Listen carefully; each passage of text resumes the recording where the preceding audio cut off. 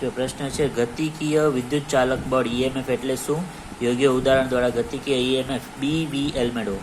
અહીંયા ઈએમએફ નો મતલબ electromotive force, ગતિકીય EMF કહેવાશે. એમાં બી હશે ચુંબકીય ક્ષેત્ર, વી વેગ, કેનો વેગ? આ જે સળિયો છે એનો વેગ, એલ એટલે લંબાઈ, શેની લંબાઈ? સળિયાની લંબાઈ. હવે અહીંયા જે આ ક્રોસ કરેલો છે ચોકડી, એનો મતલબ કે ચુંબકીય ક્ષેત્ર અંદરની દિશામાં જાય છે. આ રાખેલી છે આપણે એક ફ્રેમ રાખેલી છે. આ સળિયો જે સળિયો છે એ ગતિ કરી શકશે ફ્રેમમાં. સળિયાની ગતિના લીધે ક્ષેત્રફળમાં ફેરફાર થશે સમય સાથે, અને એ જ સમય સાથે ફેરફાર આ જે ફ્રેમ છે એ ફ્રેમના સળિયામાં વિદ્યુત પ્રવાહ ઉત્પન્ન કરશે. હવે ગતિકીય ઈએમએફ એટલે શું? તો કોઈ ગતિને કારણે પ્રેરિત વિદ્યુત ચાલક બળ ઉદ્ભવે તેને કહેવાય ગતિકીય ઈએમએફ. અહીંયા ફ્લક્સ, ચુંબકીય ફ્લક્સ, જ્યારે પણ ચુંબકીય ક્ષેત્ર રેખાઓ હોય ત્યારે શું ઉત્પન્ન કરે? ચુંબકીય ફ્લક્સ. ચુંબકીય ફ્લક્સ સૂત્ર BA cos થીટા. અહીંયા થીટા છે એ ખૂણો છે કોના વચ્ચેનો? ચુંબકીય ક્ષેત્ર અને ક્ષેત્રફળ સદિશ વચ્ચે. અહીંયા ચુંબકીય ક્ષેત્ર અને ક્ષેત્રફળ સદિશ વચ્ચેનો ખૂણો 0 થશે, કારણ કે બંને એક જ દિશામાં હશે.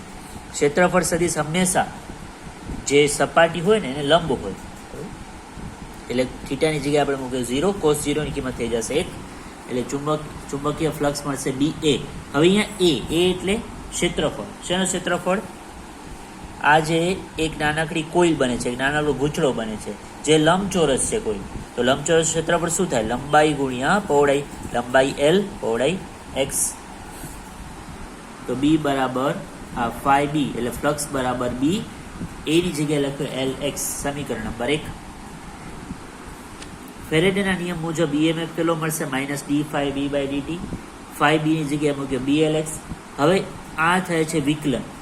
તો વિકલનમાં હંમેશા અચળ સંખ્યા બહાર આવી જાય. અહીંયા ચુંબકીય ક્ષેત્ર અચળ છે, સળિયાની લંબાઈ અચળ છે, બદલશે શું? ખાલી x બદલશે.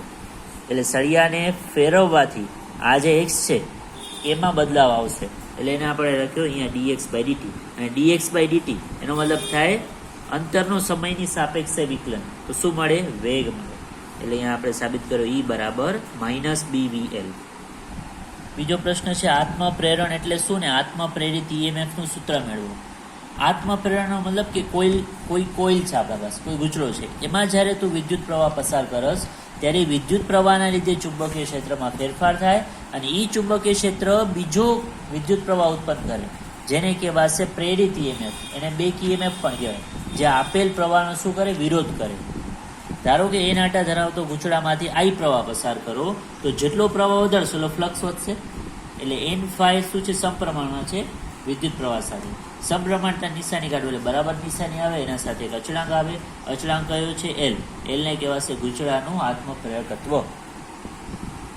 હવે બંને સમીકરણ એકને બંને સાઈડ સમયની સાપેક્ષે જો વિકલન કરીએ, સમયની સાપેક્ષે ભાગી દઈએ તો N d phi by dt થાય.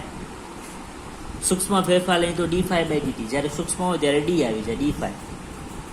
વિદ્યુત પ્રવાહમાં પણ સૂક્ષ્મ પ્રવાહ લઈએ તો di આવી જાય, એટલે N d phi by dt = L di by dt. બંનેને -1 વડે ગુણી દો. તો હવે આ જે ડાબી બાજુ છે ને -N d phi by dt, એ તો શું થઈ ગયો? પ્રેરિત ઈએમએફ થઈ ગયો, જે ફેરેડેના નિયમ મુજબ છે. ત્યાં મળશે ઈએમએફ બરાબર -L di by dt. આ જે સૂત્ર છે એને કહેવાશે આત્મપ્રેરિત ઈએમએફ નું સૂત્ર, E બરાબર -L di by dt. એના પછી સંગ્રહિત ચુંબકીય ઉર્જાનું સૂત્ર UB બરાબર 1/2 Li² મેળવો, જેમાં L શું છે? આત્મપ્રેરકત્વ, I છે વિદ્યુત પ્રવાહ. 2 માર્ક્સમાં જુલાઈ 2022 માં પૂછાયેલું છે. આગળ જ આપણે સૂત્ર સાબિત કર્યું આત્મપ્રેરકત્વનો, E બરાબર -L di by dt. જ્યારે વિદ્યુત પ્રવાહમાં સમયની સાથે ફેરફાર કરો ત્યારે એ શું ઉત્પન્ન કરે? પ્રેરિત ઈએમએફ, આત્મપ્રેરકત્વ કહેવાય. ગૂંચળામાં વિદ્યુત પ્રવાહ પ્રસ્થાપિત કરવા બેક ઈએમએફ વિરુદ્ધ કાર્ય કરવું પડે, જેમાં ખર્ચાતી ઉર્જા ગૂંચળામાં ચુંબકીય ઉર્જા સ્વરૂપે સંગ્રહ પામે. કોઈ પણ ચુંબકીય ગૂંચળો હોય એમાં જ્યારે આપણે વિદ્યુત પ્રવાહ પસાર કરવો હોય તો બેક ઈએમએફ વિરુદ્ધ કાર્ય કરવો પડે, અને એ જ કાર્ય શેમાં સંગ્રહ પામે? ચુંબકીય ઉર્જા. વિદ્યુત પાવરનું સૂત્ર ખબર છે, કાર્ય છેદમાં સમય. જ્યારે કાર્યનો સમયની સાપેક્ષે વિકલન કરીએ ત્યારે પાવર આપે. પાવરનું બીજું સૂત્ર છે વિદ્યુત સ્થિતિમાન ગુણ્યા પ્રવાહ. વિદ્યુત સ્થિતિમાનનું ફેરફાર એટલે જ ઈએમએફ થાય. 1 અને 2 ને સરખાવી તો dw by dt = EI. EMF નું સૂત્ર આપણે અહીંયા ઉમેરશું, E ની જગ્યાએ તો LI di by dt. dt બંને જગ્યાએથી કેન્સલ કરી દો. બંને સાઈડ સંકલન કરતા બંને સાઈડ બંને સાઈડ સંકલન કરશું તો DW, નાના નાના ખંડોનો સંકલન કરશું તો મળશે કુલ કાર્ય. અહીંયા એલ અને આઈ બંનેમાંથી એલ છે એ કેવો છે, અચળાંક છે, એ બારે આવી જશે એટલે વધશે I ઇન્ટુ DI. આઈનો જો સંકલન કરવો હોય તો ઘાત ઉપર કાંઈ નથી, ઘાતને 1 લખી શકાય અને એ ઘાતમાં 1 ઉમેરો એટલે 2 ઘાત થાય. જે ઘાત આવે એ નીચે લખી દેવાનું છેદમાં, એટલે થઈ ગયું એનું સંકલન. તો આપણે ફાઇનલ જવાબ મળશે UB બરાબર 1/2 LI. હવે કુલ કાર્ય શેના વિરુદ્ધ, જે આપણે પ્રવાહ પસાર કર્યો છે એના વિરુદ્ધ કાર્ય કેટલો કરવો પડશે, LI²/2. આ જ કાર્ય શેમાં કન્વર્ટ થઈ જશે, ચુંબકીય ઉર્જામાં સંગ્રહ પામશે એટલે એનું સૂત્ર થઈ જાય 1/2 LI².